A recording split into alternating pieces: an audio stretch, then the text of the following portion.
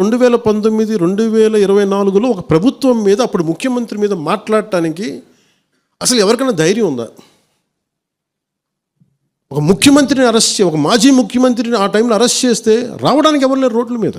అలాంటి పరిస్థితుల్లో ఓడిపోయి 2 చోట్ల ఓడిపోయి ఉన్న ఒక ఎమ్మెల్యే వాళ్ళ పార్టీకి వెళ్ళిపోతే ఏ మానసిక స్థైర్యం, ఏ ధైర్యం, ఏది ఉంటుంది చెప్పండి ఎవరికైనా? మరి అలాంటి సమయంలో నేను ఒక తల్లి పడ్డ వేదన తీసుకున్నా.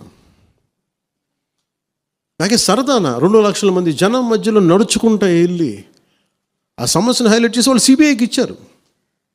సిబిఐకి ఇస్తే మన ఇంటర్నల్ పేపర్ వర్క్ మనకి ఎలా తెలుస్తుంది? ఇంటర్నల్ పేపర్ వర్క్ వాళ్ళు ఇస్తే వాళ్ళు ఏంటంటే జీవో రిలీజ్ చేశారు. మా దగ్గర నుంచి వెళ్ళింది కానీ ఎక్కడికి వెళ్ళాలో అక్కడి నుంచి ప్రొసీడ్ చేయాలి, అక్కడ ఆపేశారు.